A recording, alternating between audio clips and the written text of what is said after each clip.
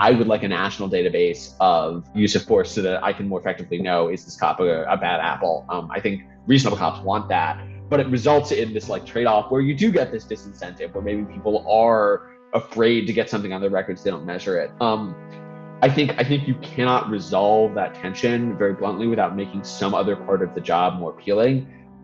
Welcome to Policing in America, a podcast about race and policing, the good, the bad, and the ugly. The goal is to have uncomfortable conversations to spark positive change. My name is Sergeant Tom Datro. I'm currently the officer in charge of a unit that creates, delivers, and maintains police training in the largest urban police department on the west coast of America. Well, hi, everyone, and thank you again for tuning in to the Policing in America podcast. I am beyond excited with our guest today. With me today is Charles Fan Lehman. He's a fellow at the Manhattan Institute. He works primarily on policing and public safety issues. He's also a contributing editor at City Journal, and I've read a number of your works, and I am thrilled to have you on. Thank you so much for being here, sir. Well, thank you so much for having me on. I'm looking forward to it. So many things I want to go over with you. Your most recent work, which I loved about the formal and the informal mechanisms of sort of policing and public safety. But before I get into some of that, I'd like to just ask you, what do you feel, or what is your opinion of the state of policing in America right now? It's not good, Tom. In some senses, I think obviously the key determinant of how policing is going is last year's nationwide protests against policing, the institution of policing. Officers to whom I have spoken, and I think survey evidence bears this out, but officers to whom I have spoken are demoralized like never before. I've spoken to forthcoming piece, I've spoken to 3 different officers this past week who've all left big city departments to go to the suburbs because they just can't take it anymore. They feel like they aren't supported by civilians. They feel like they aren't supported by the public, and they feel like, what's the point in being a cop if doing my job is going to result in this much hostility? So, I think it's a real problem. I think it's, as I've written elsewhere, I think it's a major driver of the violent crime spike that we're currently seeing. And I think it is likely to persist as long as there's this comprehensive public hostility, ideological public hostility towards the police. And I couldn't agree with you more. And it is infuriating when I keep my finger on the pulse of the news and various publications on all sides of the political spectrum that these causes for policing tend to never talk about that. It is always these obscure ideas of coronavirus is somehow encouraging, the Grape Street Crips to shoot the Bloods over on, Avalon and 105. For some reason, that's coming in. So it's frustrating. And so I talk with a great number of people, and I have a good friend of mine who sort of cautions me on always using data, because the one of the things I hear back is, well, most of these protests, 99%, 98% were fine. And I'll say, okay, fair enough. But if I use that logic, 99, even in excess of 99% of all police interactions are fine also. But we're not allowed to say that. So I use data to explain things. And I'm told you're using data too much, almost like Professor Grant's book, Think Again, like I'm a data bully. But I feel like it's important to understand scale and perspective. When you have thousands of people screaming at me and officers on a protest line saying, stop killing us, and none of the people behind me or myself have even fired a gun, let alone killed somebody. What is your thought on the fact that I rely too much on data to sort of help bring some scale to this conversation? Yeah,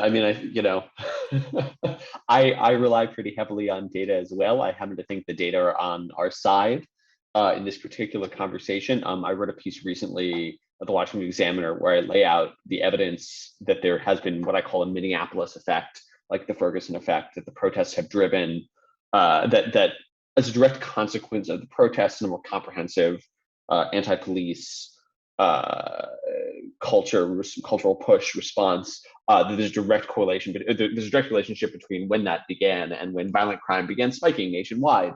Look, I think people are uncomfortable talking about the data because so much contemporary discourse around policing is driven by these high salience, low frequency emotional events. the power of video to shape our perception of reality is incredible. And so you see deeply disturbing videos of the cop who does it wrong, the cop who really is malicious and sees a black guy and decides to choke him out to death. That's really bad. I think we should all be against that. But also, I think people find that viscerally persuasive in a way that's much harder to find persuasive just numbers about what all of the times that doesn't happen, the frequency with which that happens.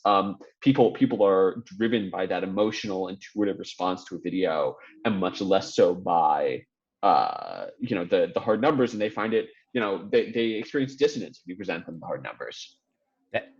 Absolutely, that's what I find, the dissonance. I'm told I'm being more insensitive. Like, well, there is these issues, or there are these issues. And, I give back the idea that in the entire Floyd trial, which, by the way, every officer that I spoke with across the country said something similar to this.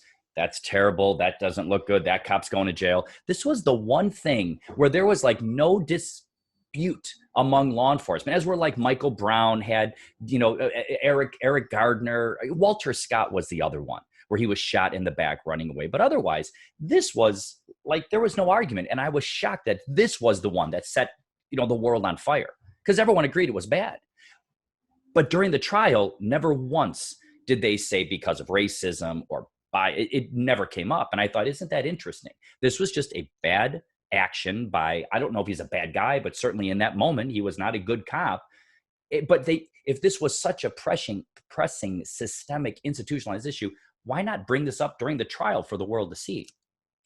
Yeah, I spoke to a former MPD officer just recently who made a similar point and said, the focus of the trial was not that. And indeed, what happened in what Derek Chauvin did was actively in violation of all of the training that he had been given by the MPD. Part of the reason that all of his colleagues said, yeah, we think this is bad, is because they knew that he was doing the thing that they had all been trained not to do.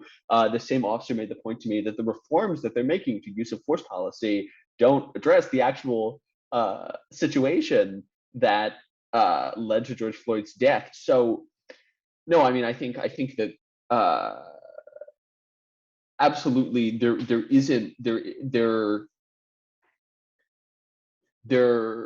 is an assumption about what the determinants of particular instances like George Floyd's death are that doesn't seem to match the facts on the ground.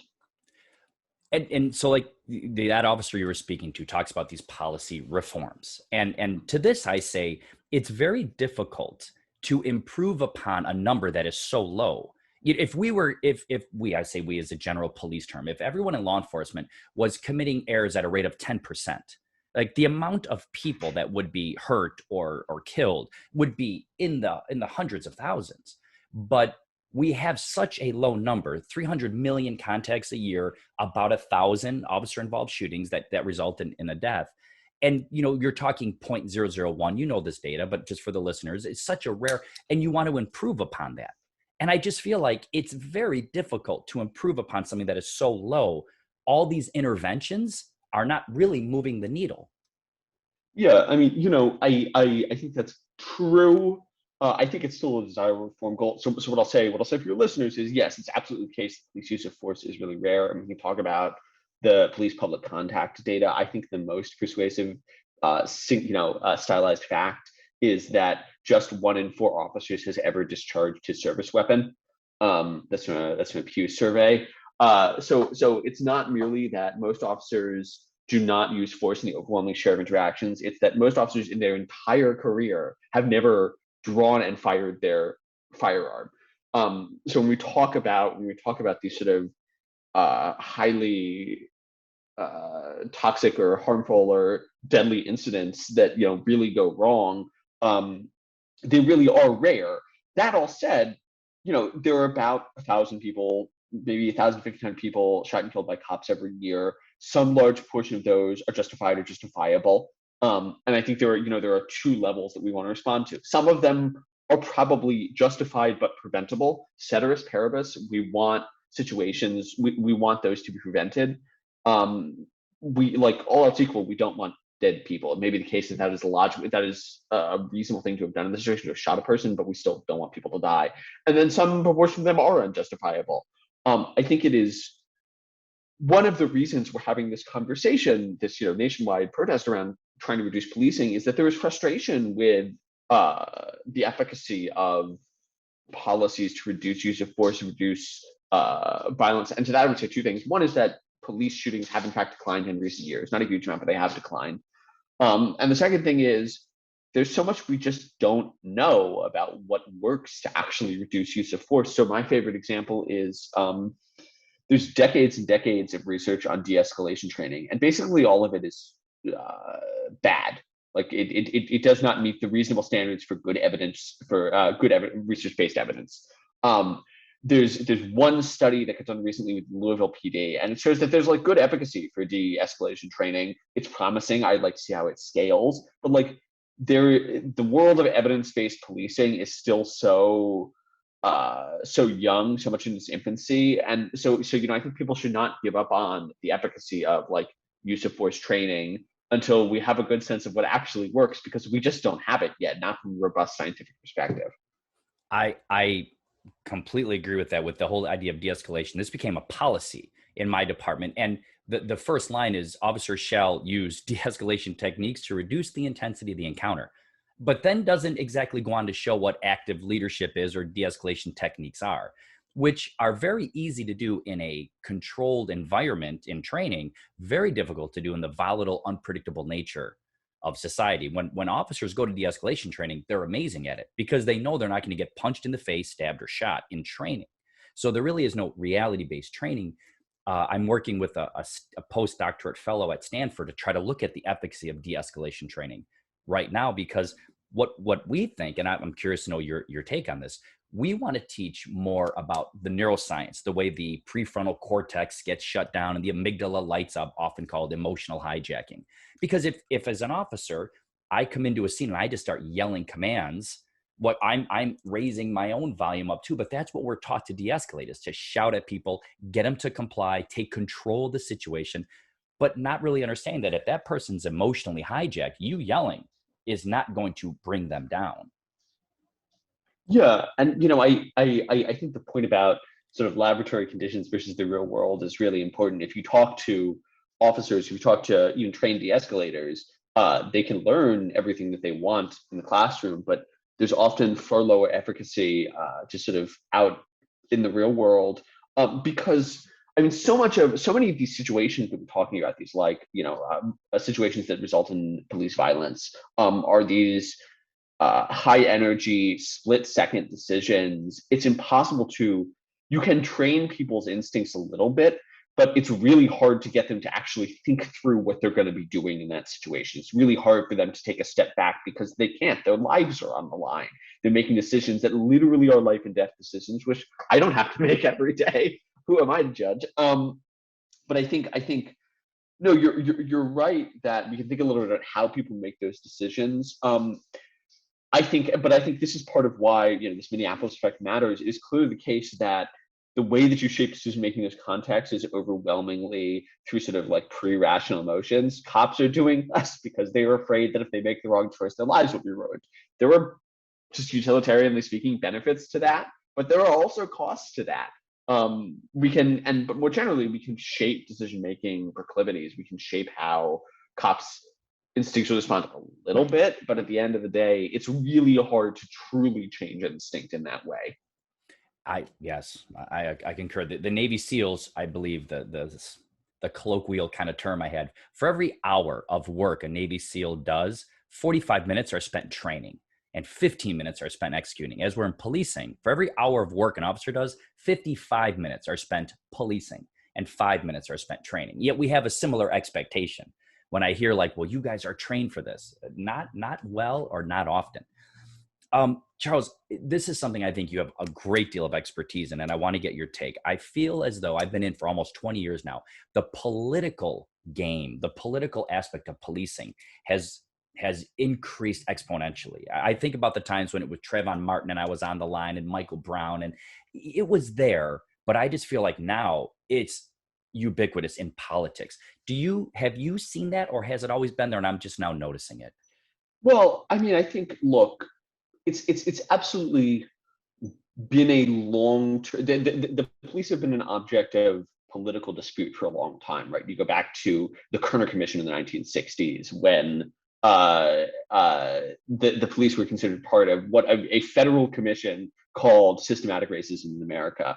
Or you look at the riots in LA after the beating of Rodney King. Absolutely, just arguably the Rodney King riots were more devastating than any individual riot that took place last year. So certainly they've been like it's been an issue that has been sort of a subject to dispute, debate, etc. I think very frankly, the extent to which polarization of the police has become institutionalized has increased recently. That there's a certain faction of the Democratic Party that is happy to use hostility to the police as a political tool, and that affinity for the police, as with many other values, has become it has become a wedge issue. It's become polarized. That people have stronger feelings about it. There are fewer people who are neutrally sort of in the middle. That they sort of the police are institutions that are broadly trusted, but that's not correlated with partisan affinity.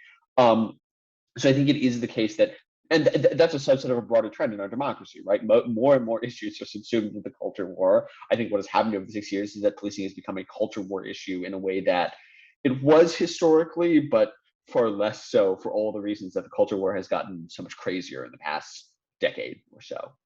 Yeah, I appreciate that. The idea of like institutionalized now. This is when we have video where we could look back last year and see a number of people on the Democratic side of the aisle, it just is what it is, saying not only defund, but deconstruct policing. Or these type of words. We have city blocks that have defund the police painted on the streets in big, bold letters. And then I talk to my friends on the left and they're like, oh, no. We've always supported the police. This is just a political tool from people on the right that are trying to use this as a cudgel. And I think, but the defund movement, I think it was in the City Journal where it was like 50 of the top Democratic cities did in fact defund. The big three, New York, Chicago, and LA, defunded to the tune of tens of millions of dollars. And in New York's case, $1 billion. And we're seeing some of the results of this. Would you agree that is sort of an element of why we're seeing this crime spike?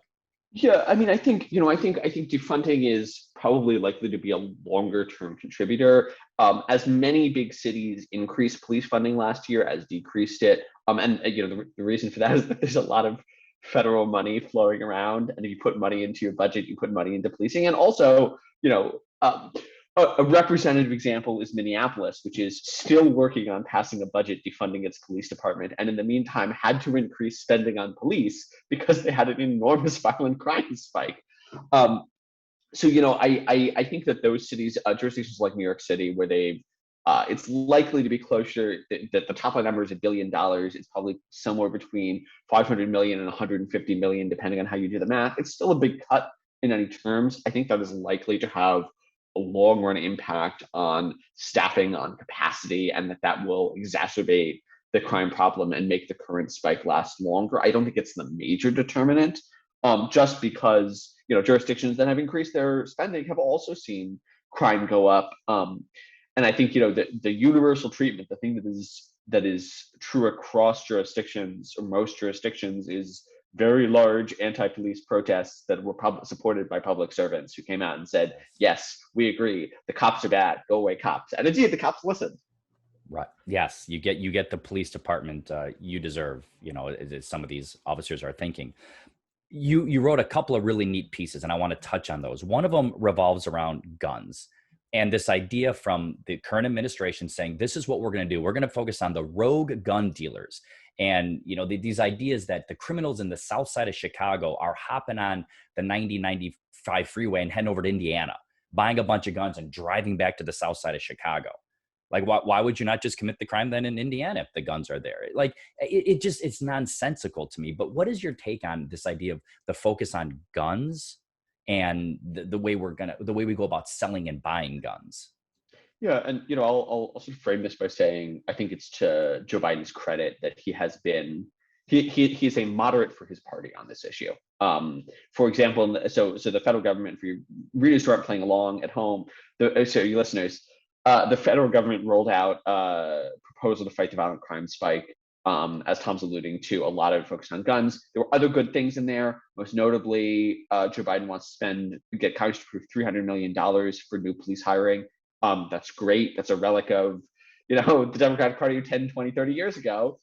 I think it's likely to be unpopular within his own caucus, but whatever. But no, he focused both in the plan and his public remarks on the phenomenon of gun violence. And look, it is factually correct that people are shooting each other more, and you can't shoot each other if there aren't guns. It is inaccurate to assume, and it is factually correct that we saw a major spike in gun buying last year as measured by background checks submitted to the FBI. It's like record highs. The thing is that those background checks measure legally purchased guns by definition because they ran the background checks. And we know a couple of other facts. We know based on ATF tracing that the average gun bought legally that is subsequently used in a crime, there's an average of 8 years between when it's purchased and when it's used in an offense. It takes a long time for guns to move from the legal to the illegal market because we actually trace guns pretty aggressively in this country as a byproduct of prior gun control efforts. We know that the majority of guns are bought by people who already own guns. There is more than one gun per person in the United States, but only about 40% of American homes own guns, which means most homes that own guns own more than one. And it means that most of those buyers were simply buying up additional guns. I think that there is some evidence that more gun carrying plays a role. Crime analyst Jeff Asher and Rob Arthur have shown that even as police stops declined last year, the number of stops that recovered guns increased, which suggests that people were carrying guns more. But I don't think it is likely that the spike in purchasing of new guns is what led to that phenomenon, that the legal and the illegal markets are ultimately pretty separated. And secondarily, we don't know a lot about why people started carrying guns more, if indeed they did start carrying guns more. But a plausible explanation is that there was more violent crime, which, we have a chicken and egg problem, right? That people were arming themselves because the spike had already begun. Charles, and I'm writing as you talk. And one thing I can say, one of the reasons why I've become a fan of you and even the City Journal, you're fair. And that's what I like about this. You're complimenting some of the good parts of President Biden's plan. And what I don't, me, thank you. Absolutely. And this is where I strive to occupy to is a fair, I don't want to be just a sycophant for policing. Like, we can be better. Like, I like body worn video. We've made mistakes. I try to draw the line at when people are screaming, "Stop killing my children," and it's like, okay, well, I'm all for being more polite and infusing procedural justice. And I get it, but I feel like we're talking past each other. So I do appreciate your fair assessment of the plan. You talked a little bit about culture. Well, you talk a lot about culture, but in this piece specifically, the community's credible threat. Effective policing is a prerequisite for preserving order. For the listeners, you can get this on City Journal. And I'm just going to have you talk a little bit about that formal and informal, because I find it to be fascinating how one can't really work without the other. Yeah, and this is partially in response to a piece written by my colleague Nicole Gelinas.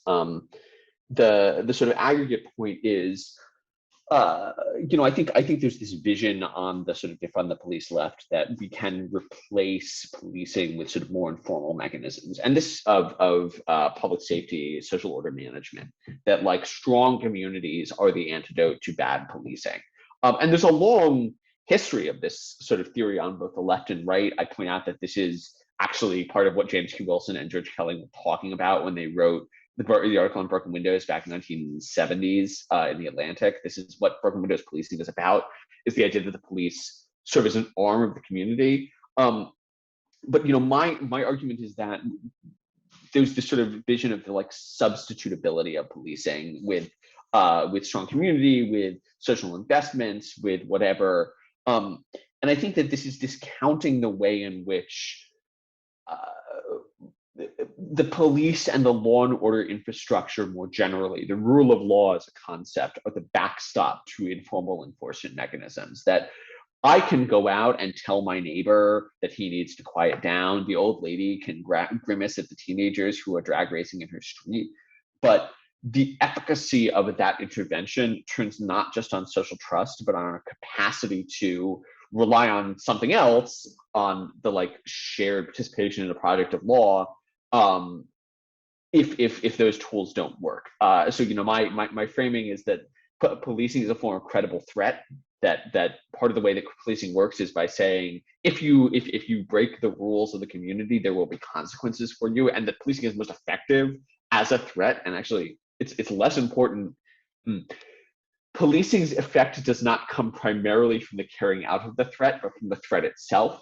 But that does not mean that if you make the threat less credible, there won't be adverse consequences. The project of a lot of these folks who want to sort of de-emphasize, disempower, reduce the scope of policing is to make the threat less credible. My argument is that you cannot do that without disempowering everybody else, without disempowering all of the other tools of social control. You can spend as much money as you want on social welfare policies, and there's even some argument that some of those reduce crime. But if you say we don't have a system of law and order, if you don't have that strong norm of compliance, then you're not going to get, you're still going to get major crime problems. People will not believe that there are consequences for their actions, that there's a risk to doing wrong things.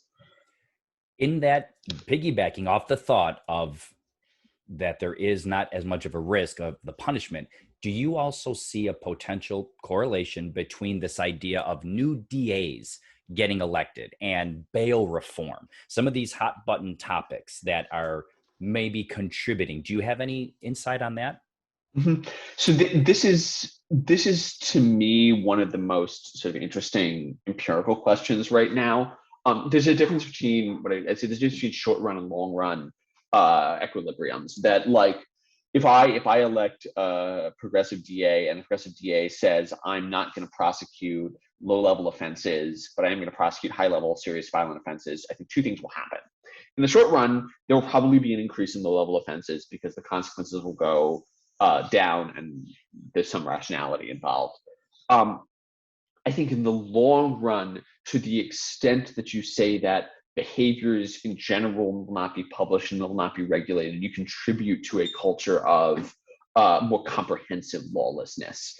That like, so I think the example that we have the longest term data for is California's Prop 47, which decriminalized certain petty theft offenses. And what we're seeing is a more comprehensive breakdown in law and order in general, but I think property norms in particular in cities like San Francisco, Los Angeles, that people are stealing and getting shoplifting with impunity because they believe that there will be no consequences for their actions. So,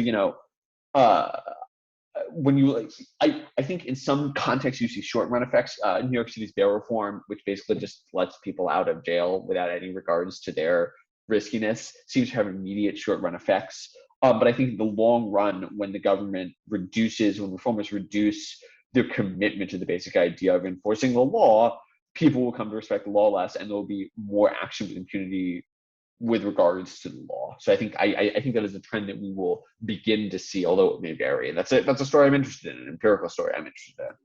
I as well. And I'm not a big fan of like these slippery slope kind of ideas, because I hear in policing, they will draw these crazy conclusions of, well, now we want to use less lethal. Now I need to be polite to people, and that's going to cause cops to get hurt more. It's like, well, let's run the experiment. I have a friend of mine who did policing for about 40 years, and he remembers his father, who was doing policing for 30 years, saying how officers were so upset they had to read people their Miranda rights. And they said, what do you mean? We're going to give people rights? These criminals, we're never going to get a conviction. We're never going to get these things. But it ended up being a good thing. It's a net benefit for people to understand their rights of, self-incrimination and whatnot. So I think it's okay to have policies. And I certainly want limitations on myself and my police agency, because when I take the uniform off and driving, I'm a citizen now as well. And I don't want police officers to have unlimited power. So I want that limitation. But I like the idea of, like you said, these short run and these long run, and a culture of lawlessness. Are we seeing the same spike in crime in say like red states or red cities. Do you have any data on that? It's hard to say. What we can say is that uh, in the few big cities that are run by Republicans, we saw the same phenomenon. It does seem like the timing was different. So, for example, I looked at the incident level data in Jacksonville, Florida, which is a Republican mayor. What's interesting is that their homicide spike took place from March to June of last year, and may or may not overlap with the lockdowns for COVID. I have long maintained that the homicide spike is multifactorial, that I'm perhaps controversial among some on the right in thinking that if you close schools and you close workplaces, there will be more crime. I think there's good evidence to support that. And so I'm not surprised that that happened in some jurisdictions. We can also say that the violent crime spike, the homicide spike happened not just in big cities, but across the country, in rural contexts, in micropolitan areas. That's the evidence from the FBI data. So, I do think it is more comprehensive.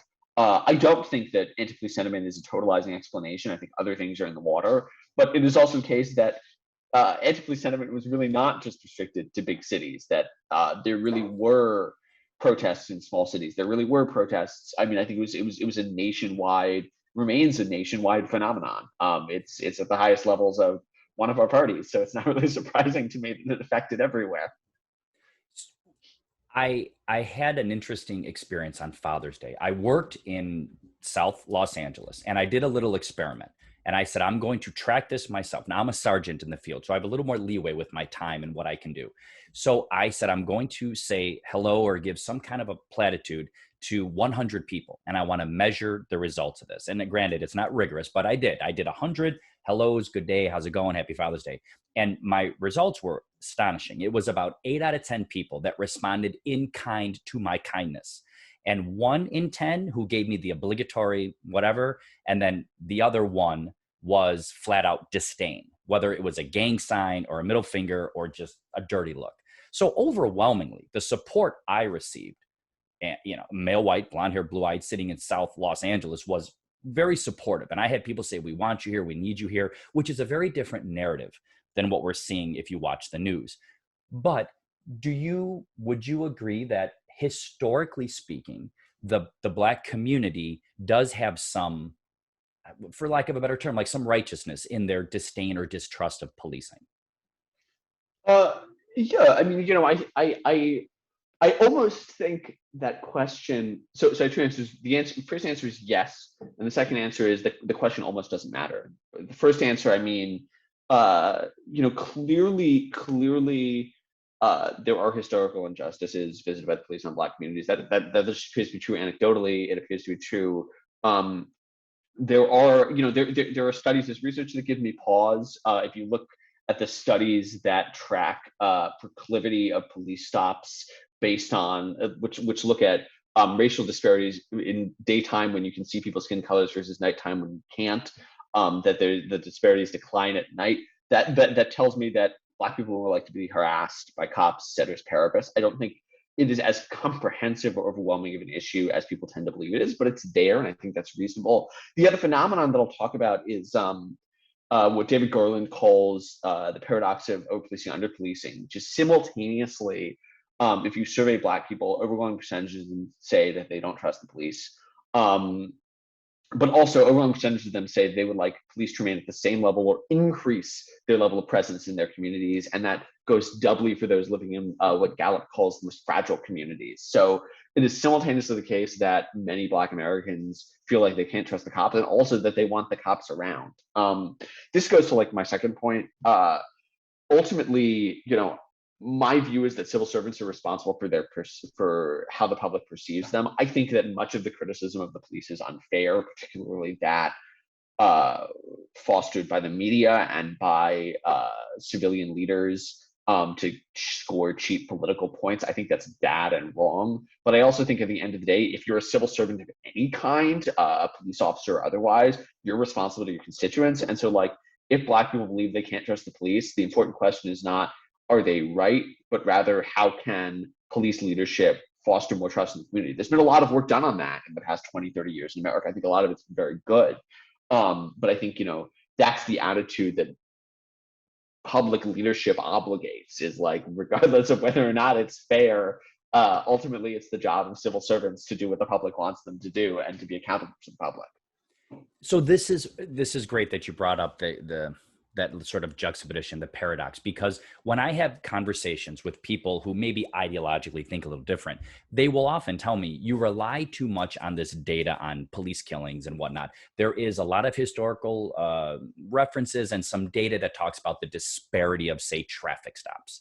You brought up, like, when we had a whole thing here in Los Angeles where, 9% of the population is accounting for 36% of the traffic stops. And I think Peter Kirsanow talks a lot about this data and how he explains it, but the perception seems to matter more. And this idea of, well, Tom, you focus on the deaths, but we're being treated not fairly. Roland Fryer talks about that, his police study that got a lot of traction, that was often cited by Heather McDonald, which is, yes, white officers are less likely to shoot black suspects per his data. However, they were more likely to just use force in general. So it's like you have this overarching loud voice screaming at me to stop killing people, but then the intellectual talk is much more quiet, and we're being mistreated. The black community is being mistreated by police. How do we get these voices to sort of coalesce and have intelligent conversation to create meaningful policy and educate officers on historical perspective and the community as well? Like, it just seems like everyone's shouting and the loudest voice gets the most attention. Yeah, I mean, that's the intractable problem in America and most democracies, right? But I think to talk about that specific issue, the debate really goes back to the great economist Gary Becker, who makes the distinction between taste discrimination and statistical discrimination.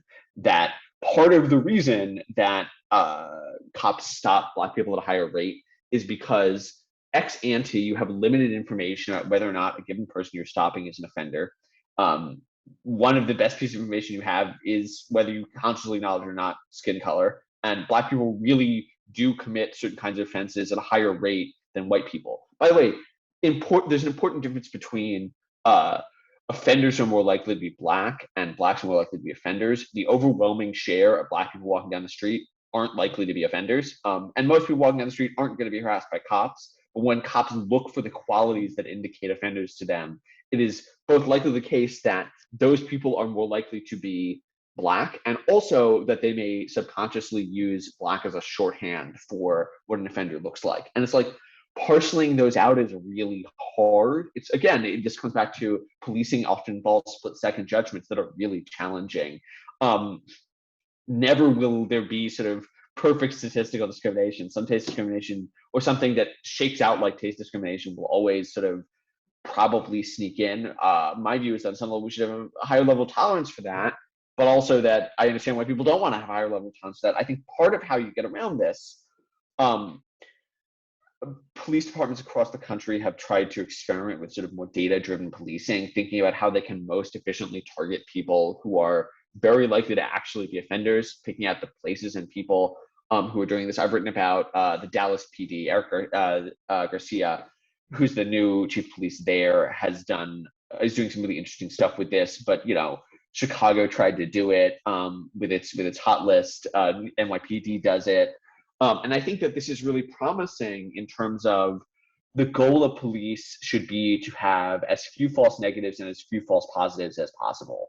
The fear of sort of activists is that the priority activists is that we should try to minimize false positives, even if that means minimizing false negatives. I think we should do both. And the way to get around that is with better data-informed policing. This, by the way, comes back, they're against the strategic subjects list too. They think that this is like autocratic control. This is the same reason that people are against risk assessment tools being used in bail. It's like I'm happy to support moderate, rational, data-driven reforms that allow us to more effectively target these things. But I don't think there's common ground with sort of the most radical people on the left who just want less policing. I'd like to believe there's common ground for more moderate people on the left who can say, like, yeah, we should use data as a tool to really identify who's actually likely to be a problem and to make it easier for cops to decide who they need to stop, so that they are relying less on instinct, which will always sort of produce these undesirable racial disparities, even if it isn't driven by bigotry on the part of police. Charles, and thank you for sharing all that. I'm trying to write it all down. I'm having a little bit of a sidebar as well with my producer, and I don't want to give the wrong impression, okay? Because it sounds like you and I are aligning on a lot of things, and there's also the fact that, and I'm hoping, well, I'm wondering if you'll agree, policing can get better. Would you agree? This isn't a perfect practice. This is not something that is going great. Everything's fine. Nothing to see here. Yeah, There, and like as sorry, go ahead. well, so from that perspective, I've talked about this. Like, if somebody came to me on a protest line and said, "You're treating us bad," I would have a lot more empathy and say, "Please tell me what you're talking about so I can start teaching this," as opposed to "Stop killing our children." Because I have nowhere to go with that, because we're not shooting to the rate that we think we are. And so, like, but I watch body worn video, and we do audits on procedural justice, and I still seeing officers being rude. And, the works of like bad is stronger than good psychologically. That one bad encounter can have a pretty strong psychological effect in a community. And it might get, there may be a little hyperbole with it, but nonetheless, this profession has room to grow. Would you agree? Yeah, no, absolutely. And this goes back to my point earlier. Regardless of, I think that there is some truth and some exaggeration that plays into high distrust of the police. I think is to some extent based in reality and to some extent based in people trying to score cheap points. But ultimately, I don't think that matters. If policing do not have legitimacy in the eyes of the community, then policing can't work. It doesn't work as an institution. It doesn't serve its function. And so it is the responsibility of police leadership to seek to increase legitimacy, to seek to increase public trust. And there's clearly a problem with that, just based on the survey data alone.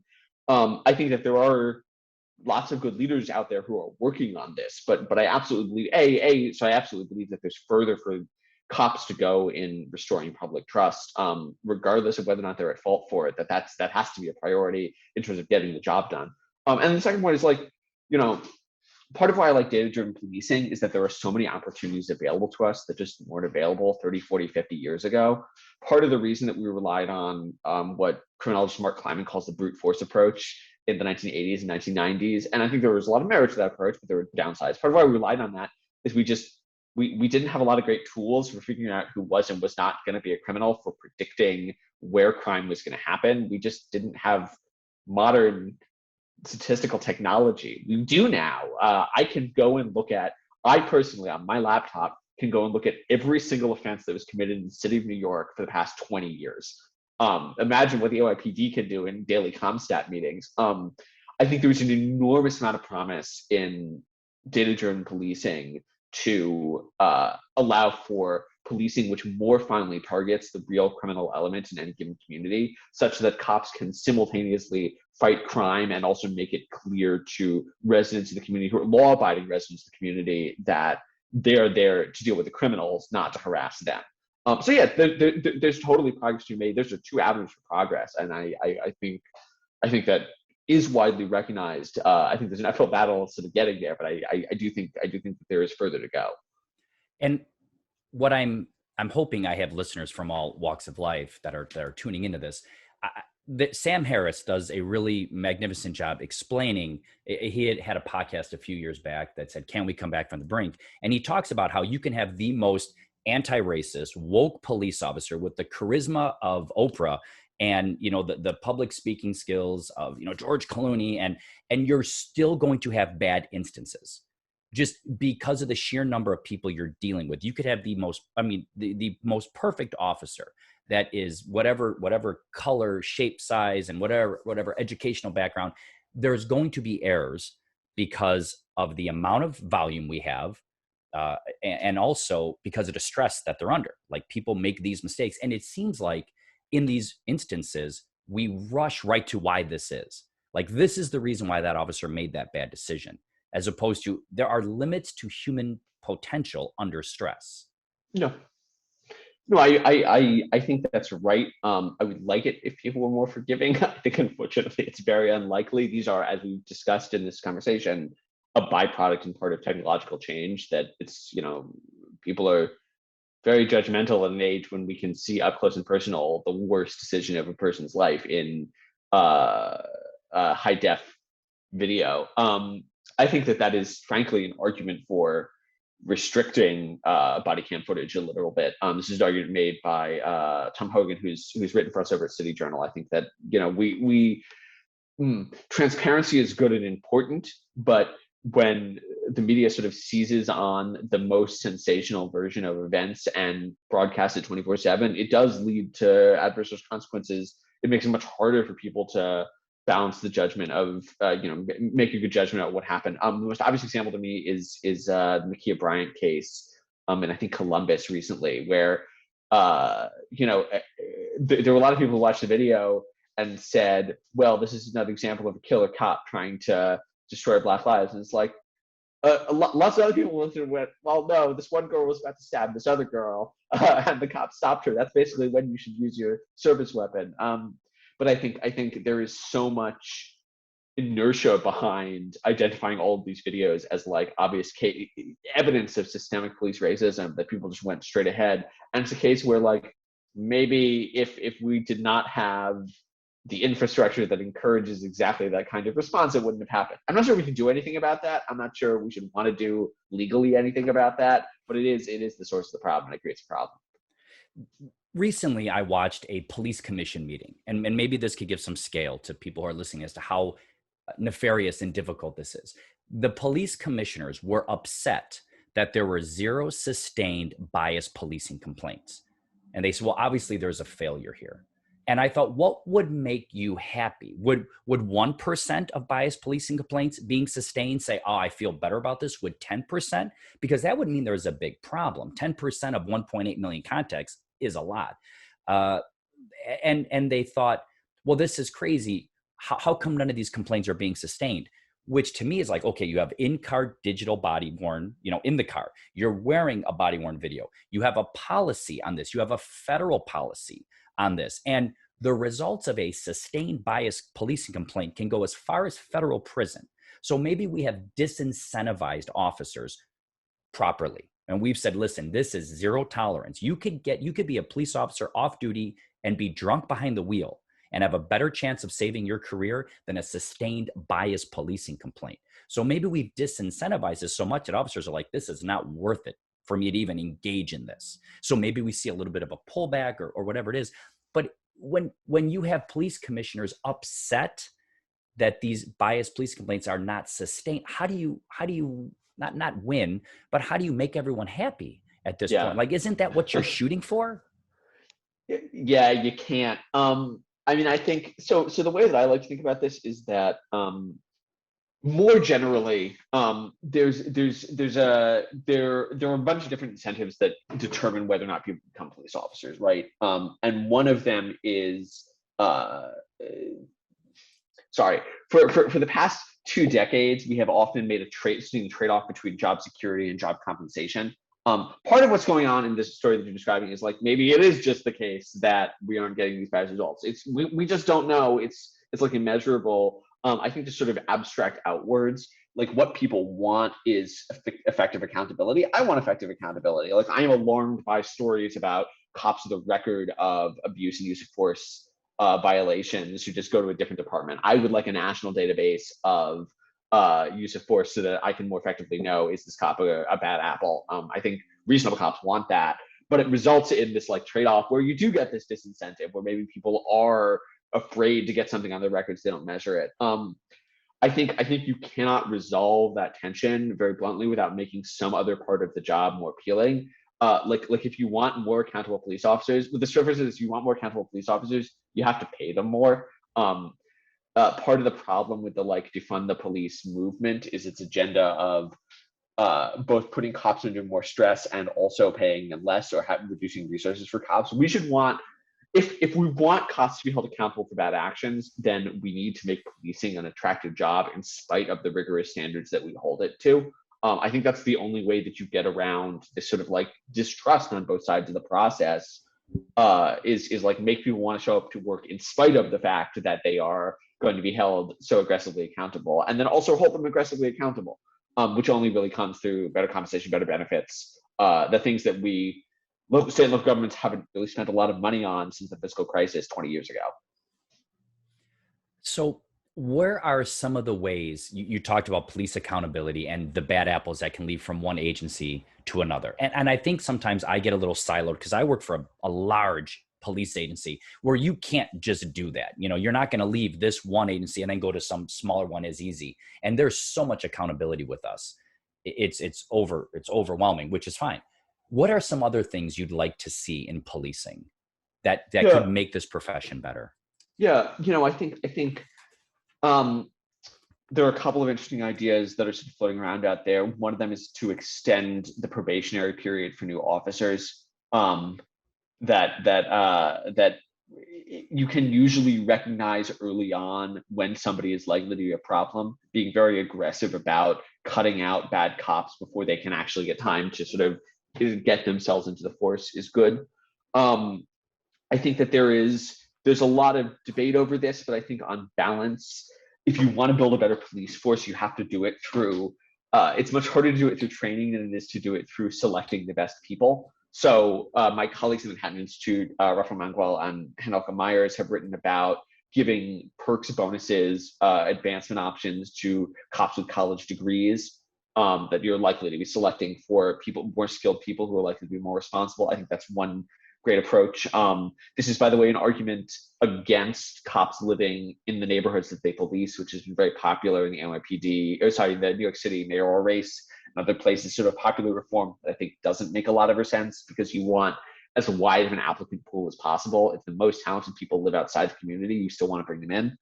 And then sort of secondarily, this is a drum I beat all the time, but data on policing in America is terrible. It's really bad, unfortunately. The best data that we have on just the number of crimes committed every year is really slow. It comes out a year later. It's voluntary reporting. Like it doesn't get broken down. We have some sort of guess at how many cops are employed, but just there are big cities that have good comprehensive data. But for example, when I talk about national use of force database, there's a big debate about whether or not the problems are just a few bad apples or a poisonous tree. We don't have good ways of measuring that. We don't know how comprehensive problems are in any given police department, and that's a data problem.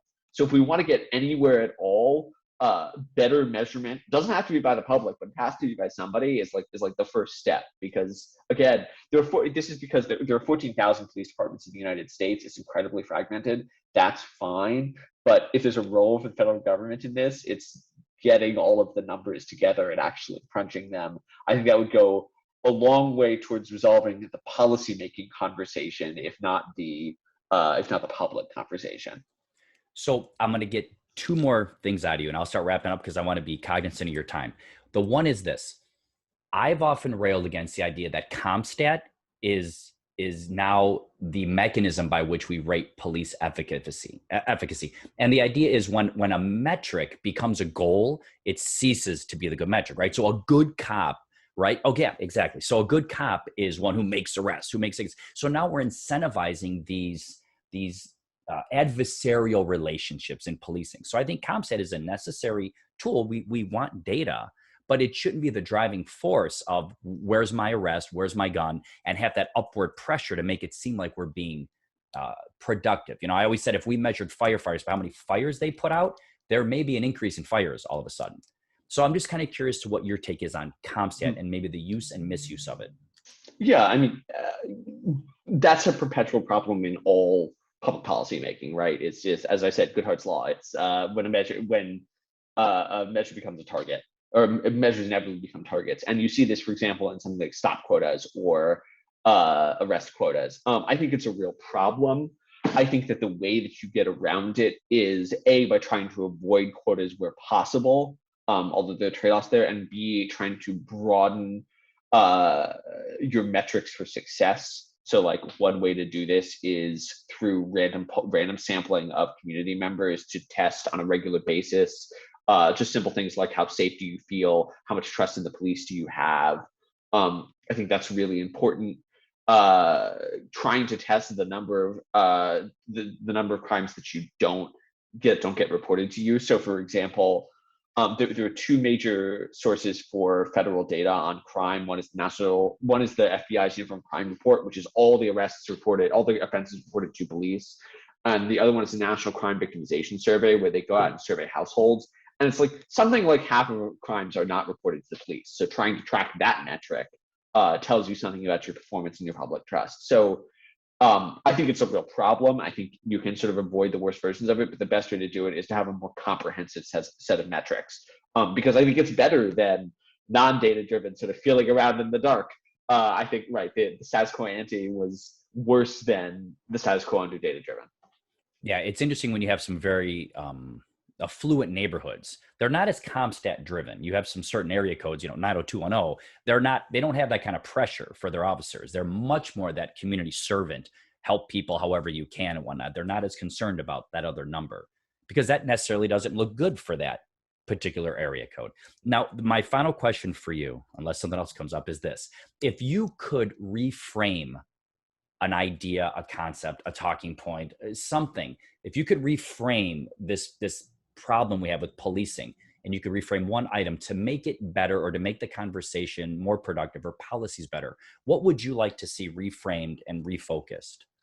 Yeah, I mean, I think the conversation has so comprehensively decayed that we sort of see this opposition. I've written about this for Manhattan, this opposition between the police and sort of alternatives to policing. That really the question in the debate right now is, should we have police at all, or should we do other stuff instead?